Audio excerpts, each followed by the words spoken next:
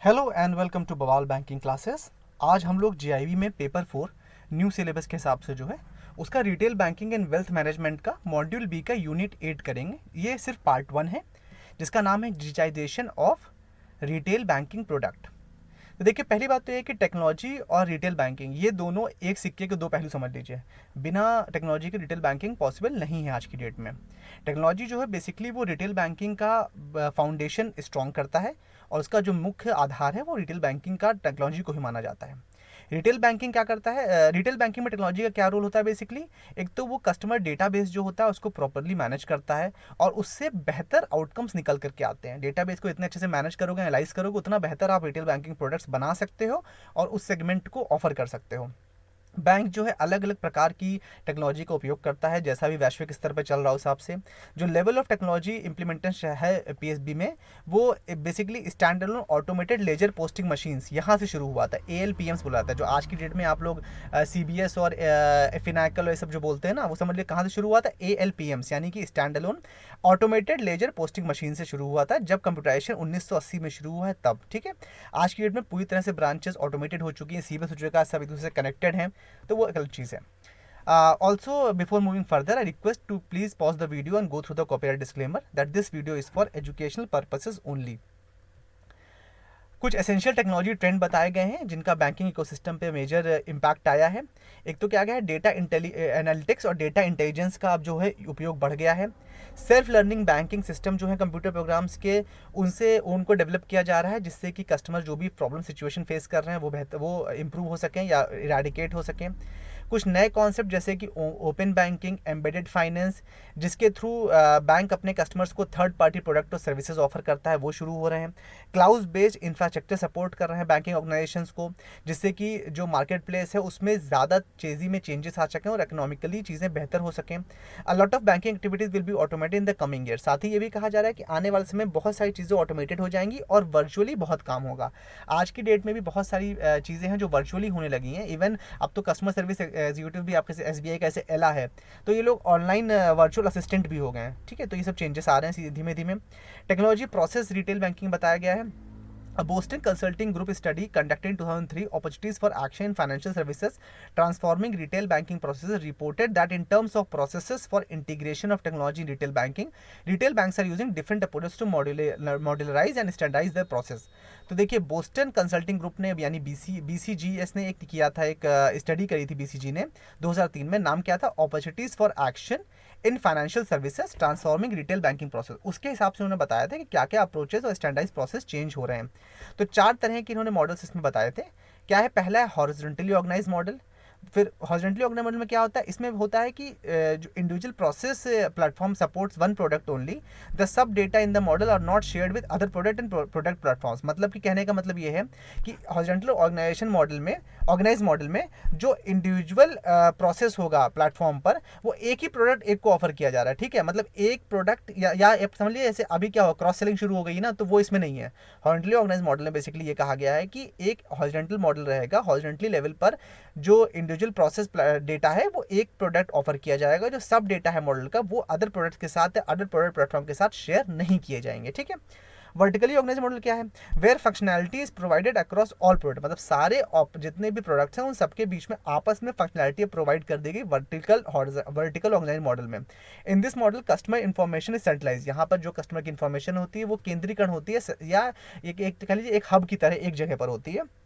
Centralized customer information build common organization and servicing process across all its retail banking products। तो horizontal में क्या था कि एक प्रोडक्ट एक को दे दिया, लेकिन इन्फॉर्मेशन, अब आपने जैसे किसी को लोन दिया, लेकिन हो सकता है कि उसके वहाँ शायद कोई इंश्योरेंस की भी रिक्वायरमेंट हो, या मान लीजिए गाड़ी का लोन भी दे दिया, उस पर इंश्योरेंस भी आप ही ने करवा दिया। समझ रहे हैं? तो इस तरह से क्या हो गया कि इसमें इंश्योरेंस ने बाहर से ले लिया। तो हॉरिजॉन्टल ऑर्गेनाइज मॉडल में क्या है कि सिर्फ आपने सिर्फ लोन दे दिया, बाकी मतलब नहीं है। लेकिन वर्टिकल में क्या है, आपने लोन भी दे दिया, क्रेडिट कार्ड भी दे दिया, फिर उनको क्रॉस सेलिंग करके आपने इंश्योरेंस भी बेच दिया। तो ये सब चीज़ें वर्टिकल, क्योंकि उनका डेटा जो है वो सेंट्रलाइज्ड है, एक जगह पर है, केंद्रीकृत है। प्रीडोमिनेटली हॉरिजॉन्टली ऑर्गेनाइज मॉडल में क्या होता है? With some modernisation within a product oriented feedback, customer data integration is able to a certain extent for other products.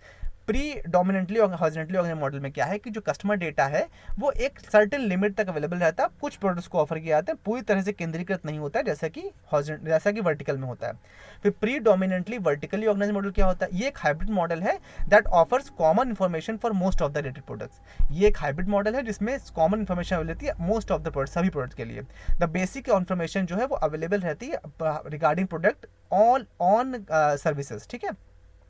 Technology initiative में आगे बताया गया रिटेल बैंकिंग को, उसको देखिए बांटा गया है foreign banks, new generation private banks, old generation private banks and public sector banks. उसमें उन्होंने फर्दर इसको वो किया है कि आउटसोर्स मॉडल रहता है, ब्लेंडेड मॉडल रहता है और प्रोप्राइटरी मॉडल रहता है।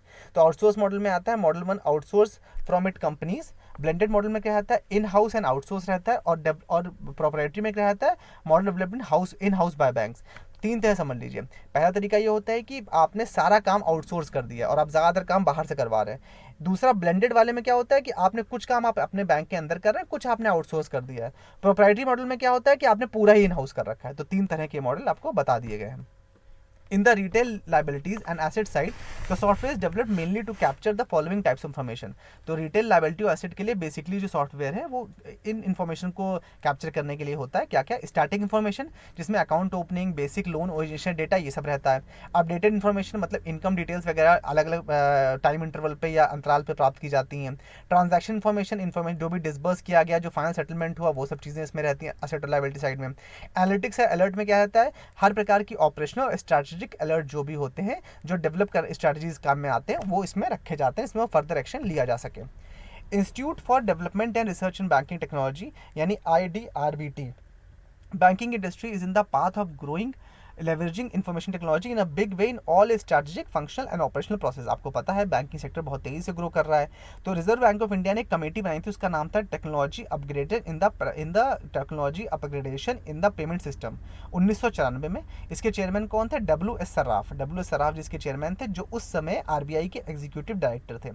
इन्होंने अपनी रिपोर्ट सबमिट की दिसंबर 1994 में। तो कंपनी ने क्या एम्फेसाइज किया था, क्या उन्होंने जोर दिया था किस बात पे कि एक अपेक्स लेवल इंस्टीट्यूट सेटअप किया जाए जो कि डेवलपमेंट और रिसर्च का काम करेगा IT सेक्टर से संबंधित, जो कि बैंक में फाइनेंशियल सेक्टर में कैसे यूटिलाइज हो सके, और बेसिक फोकस का क्या होगा बैंकिंग का। तो WS सर्राफ जी ने जो एक अपनी रिपोर्ट सबमिट की 1994 में टेक्नोलॉजी अपग्रेडेशन से संबंधित, उसमें उन्होंने कहा कि फाइनेंशियल सेक्टर में कैसे एम्फेसाइज किया जाए कि सिर्फ और सिर्फ IT का यूज़ करके डेवलपमेंट और रिसर्च कैसे किया जाए। तो उन्होंने अपनी रिपोर्ट उसके लिए सबमिट की थी। रिजर्व बैंक ऑफ इंडिया ने सब इस रिकमेंडेशन को अप्रूव कर दिया और उसके बाद इंस्टीट्यूट बना। उस इंस्टीट्यूट का नाम क्या रखा गया? IDRBT यानी institute for development and research in banking. ठीक है, ये कब से शुरू हुआ? 6 मार्च 1996 से। WS सर्राफ, IDRB और 1996, इतना याद रख लीजिए। The institute over there in conceptualized, designed and launched the following technology services for Indian banking।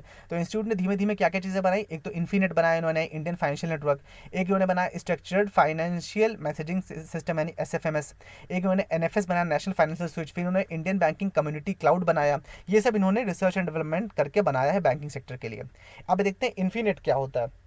Infinet is a closed user group network is nationwide communication backbone for banking finance sector।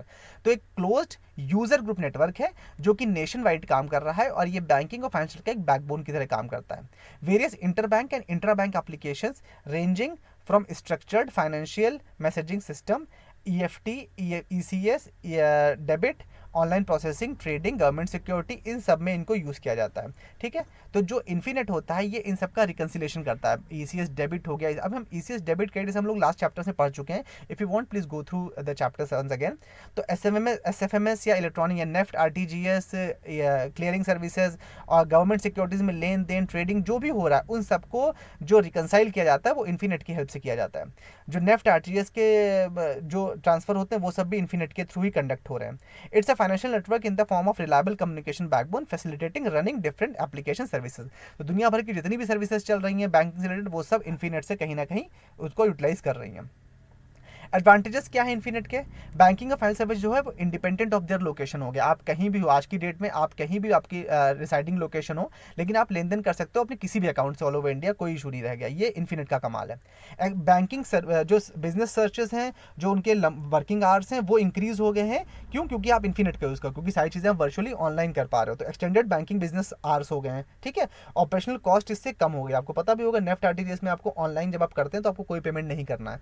हालांकि जब आप branch में जाके क्या करते हैं तो आपको उसमें कुछ पेमेंट करना पड़ता है। Reduction elimination of payment risk, इसमें पेमेंट का रिस्क बहुत कम हो गया क्योंकि आप स्वयं कर रहे हैं, आप हर बार अपने अकाउंट्स में सेव कर रखे हैं डिटेल्स, तो ऑब्वियसली आपके पेमेंट रिस्क कम हो गए हैं।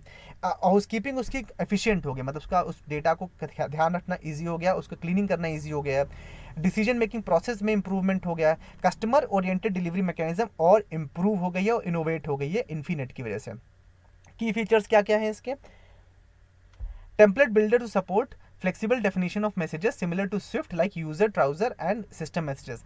तो ये टेम्पलेट बिल्ड कर देता है, जैसे कि आपके एसएमएस होते हैं ना, स्विफ्ट होता है इंटरनेशनल ट्रांजैक्शन के लिए, उसी तरह आप समझिए इन्फिनिट होता है विद इन इंडिया ट्रांजैक्शंस के लिए।